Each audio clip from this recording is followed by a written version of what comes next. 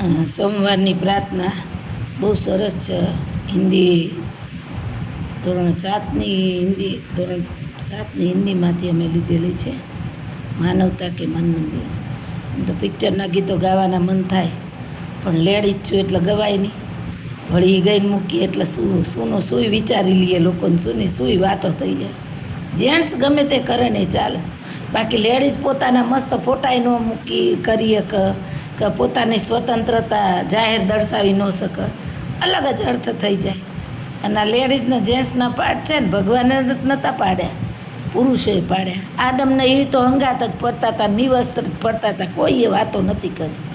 પણ જેમ જેમ સમાજ વધતો ગયો ને આગળ વાડા થતા ગયા, એમ પુરુષોએ પોતાના કામ ગોતી લીધા, બીજું બધું લેડીઝને આપી દીધું, મર્યાદામાં બાંધી લીધી. લેડીઝ રીએ જ છે મર્યાદા, ખુશીથી રીએ. કોઈ પણ સ્ત્રી પોતાને મનગમતું પાંજરું છે ને ખુશીથી નિભાવે. હા બોલો. માનવતા કે મન મંદિર, એક એક શબ્દ સાંભળજો. જો એ આ બધા શબ્દો ભારતના નાગરિકો જો પોતાના જીવનમાં ઉતારી લઈએ ને તો સ્વચ્છ ભારતનો ખિતાબ મળે, હરિયાળા ભારતનો ખિતાબ મળે, સમૃદ્ધ ભારતનો ખિતાબ મળે, વ્યસન મુક્ત ભારતનો ખિતાબ મળે, પ્લાસ્ટિક મુક્ત ભારતનો ખિતાબ મળે, સમાનતાનો ખિતાબ મળે. માનવતા કે મન મંદિર મેં જ્ઞાન કા દીપ જલા દો. જ્ઞાન તો બધે છે. અત્યારે છોકરીઓ ભણવા માંડી, છોકરાઓ ભણવા માંડ્યા, જાગૃત થઈ ગયા, વિદેશો જવા માંડ્યા. પણ આ પુસ્તકીય જ્ઞાનની વાત નથી, કેમ કે પુસ્તકીય જ્ઞાન લઈ અને પછી સંસ્કાર તો એક બાજુ રહીએ. ભણવાનો અર્થ એ નથી કે તમે સારા કપડાં પહેરો, ઊંચા આવી જાઓ, અભિમાન કરો ને બીજાને ગણો નહીં. જુવાનીનો અર્થ એ છે કે તમે ગાડીમાં ચડ્યા છો, સીટમાં બેઠા છે, કોઈ મોટું માણસ આવ્યું છે, એની ઉંમર છે, બેસી શકતું નથી તો ઊભા થાવ, હાથ પકડો અને એને સીટમાં બેસાડો, તો તમારી જુવાની ડીપી ગઈ છે. જુવાનીનો અર્થ એ છે કે તમારી પાસે દોમ પૈસા છે, પણ એ પૈસો તમે ખૂબ મહેનતથી કમાણા છે, જેમ તેમ નથી કમાણા. તો એ તમે જેટલી મહેનતથી કમાણા છે એટલી જ મહેનતવાળી વ્યક્તિને તમે મદદ કરો. બહુ અલગ વાત છે. આ માનવતા કે મન મંદિર મેં, માનવતાના મન મંદિરમાં જલાવ. માનવતા ઓછી થઈ ગઈ છે. જોજો આ કવિએ ક્યારે લખ્યું હશે ગીત, આ કવિતા ક્યારે લખી હશે, પણ એણે કેટલું લાંબુ વિચારીને લખ્યું કે સમય જતાં માનવતા નહીં રહી. ત્યારે આ માનવતા કે મન મંદિર મેં જ્ઞાન કા દીપ જલા દો. માનવતા રૂપી જ્ઞાનનો દીપ. કરુણા નિધાન ભગવાન મેરે ભારત કો સ્वर्ग बना दो. सारे दुखों का नाश करो, जन्मों के कष्ट मिटा दो. अमृत की बरसा बरसा कर भूख की आग बुझा दो. ધીમી ધારે વરસાદ પડતો હોય તો કે અમૃત પડે છે, સોનું પડે છે, જમીનમાં જાય છે. ભગવાન રૂટી ગયો છે માણસથી. તમે જુઓ, છેલ્લા 5-6 વર્ષથી જ્યાં પડે છે અહીંયા પથારી ફેરવી દે છે, નથી પડતો અહીંયા દુષ્કાળ કરી દીધો છે. તો આટલા સંકેતો હોવા છતાંય જો માણસ સમજે તો એમ કે અમૃત કી બરસા બરસા કર ભૂખ કી આગ. જો વરસાદ નહીં આવે તો ખેતરો ક્યાંથી એ થશે? ખેતરો એ નહીં થાય તો અનાજ ક્યાંથી થશે? અનાજ નહીં થાય તો ભૂખમરો ક્યાંથી મળશે?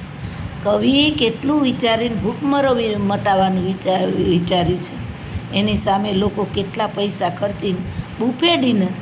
જો હોટલોમાં બુફે ડિનર બહુ વિચારીને રાખવામાં આવેલું છે. માણસે એનો ગલત ઉપયોગ કર્યો છે, ગલત અર્થ જ ગલત નીકાળ્યો છે. બુફે ડિનર મીન્સ તમે 4 વાર લ્યો, 5 વાર લ્યો, 6 વાર લ્યો, પણ થાળીમાં એઠું ના મૂકો, બગાડશો નહીં તમે. પહેલી વાર ભલે ને આટલું જ લ્યો ને બીજી 4 વાર તમારે લેવા જવું પડે. અમારા બાળકોને એ જ ગમે ત્યાં અમે જમવા જઈએ તો પહેલી સૂચના મારી એ જ હોય કે જે થાળીમાં એઠું મૂકશે એને ત્યાં હું જમાડીશ. થાળી એઠી મૂકીને આવવાની નથી. ચોખ્ખી એવી ને. એકવાર હું વિજ્ઞાન મેળામાં ગયેલી, આપણે ભણેલા છીએ તો આ જ કરીએ છીએ. તો મારી થાળી જોઈને ઓલી વાસણ ઘસતી બાઈ છે ને ઊભી થઈને મને આમ કરી. મેં કીધું કા તો કે બેન આ જુઓ તો ખરા થાળીઓ અડધી અડધી થાળીઓ એઠી મૂકી કેટલું અનાજ બગડે બોલો. તો એઠી થાળીમાં મેં એને આનંદ આપ્યો કે એને મજા આવી ટકવાની, એને જરાય અઠવાડો ચોખ્ખો ન કરવો પડે ને એ મારા જેવી હશે એનો જીવ ન બળે. તો આ બહુ મહત્ત્વનું છે. ભૂખ કી આગ બુઝા દો હે કુબેર ભંડારી જગત મેં જ્ઞાન કા ઢેર લગા દો કરુણા નિધન ભગવાન મેરે ભારત કો સ્વર્ગ બના દો. જ્ઞાન કા ઢેર લગાવવું જરૂરી છે. ભણે છે એ બહુ જ ભણે છે ને એટલા બધા ભણી ગયા કોઈને ગણતા નથી ભણતા એ બિલકુલ ભણતા નથી ને એના જીવનમાં દુઃખી થાય છે, લોકો ઉપર આશ્રિત રહેવું પડે છે.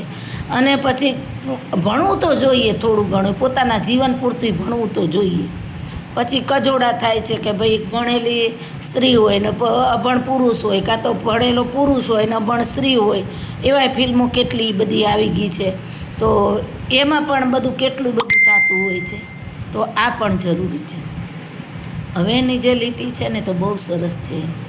એક બારમાં વસુંધરા કો નવ શ્રૃંગાર સજા. જોજો વસુંધરા ધરતી જ્યારે લીલી ચાદર ઓઢે છે ત્યારે આંખોને આપણને રાહત મળી જાય છે.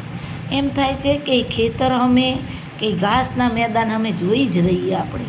હું તો જ્યાં જોઉં રિક્ષા જાતી હોય તો ભાઈ ઊભો રહે તો 5 મિનિટ ત્યાં દોડીને 2 આટા મારીને આવતી રહું, એટલો આનંદ થઈ જાય આપણને. એક બારમાં વસુંધરા કો નવ શ્રૃંગાર સજા દો કરુણા નિદાન ભગવાન મેરે ભારત કો સ્વર્ગ બના દો. એમ કહે છે કે સમાનતા દર્શાવો. સ્કૂલમાં ડ્રેસ આવે છે તો એ સમાનતાનું પ્રતીક છે. કોઈ ઘણા વાલીઓ ફર્યા ડ્રેસની શું જરૂર આમ તેમ, પણ એ સમાનતાનું પ્રતીક છે કે કોઈ બાળકને એવું ન થાય કે હું ઊંચો છું હું નીચો છું, મારી પાસે આ નથી કે આ નથી, બધા એક સરખા ડ્રેસવાળા હોય તો એ સમાનતાનું પ્રતીક છે. તો સમાજમાં સમાનતા એ જરૂરી છે. અત્યારે તમે જુઓ માલદારી માલદાર જ થતા જાય છે, ગરીબી ગરીબ જ થતા જાય છે, વચ્ચેની જે ખાય છે એ પૂરાતી જ નથી અને નહીં પૂરાય. કેમ કે માલદાર છે એ પોતાની મહેનતથી ઊંચા આવ્યા છે અને હજુ એ ખૂબ મહેનત મરે ત્યાં સુધી મહેનત કરીને ખૂબ કમાવા માંગે છે. ગરીબ છે એ સરકારના આશરે બેસી ગયો છે, આપણને સરકાર BPL કાર્ડ આપ્યું છે, ઓલું છે તેલું છે, અને એને મળતું નથી એ એક પ્રશ્ન છે. કામ જડતા નથી અત્યારે એ પ્રશ્ન છે, પોતે ભણ્યા નથી એ પ્રશ્ન છે. તો આ અસમાનતાની ખાઈ જ્યારે પૂરાશે ને ત્યારે ભારત સમૃદ્ધ થઈ જાય. કહેવાય છે ને કે જેસલ તોરલની સમાધિ જ્યારે અડી જશે ત્યારે પ્રલય થશે. એવી જ રીતે ભારતમાં જ્યારે આ ગરીબ અમીરની અસમાનતાની ખાઈ પૂરાઈ જશે ત્યારે તમામ માણસો સમાન બની જશે બધી રીતે, તન મન ધન, સામાજિક રીતે, નૈતિક રીતે, માનસિક રીતે, બધી રીતે.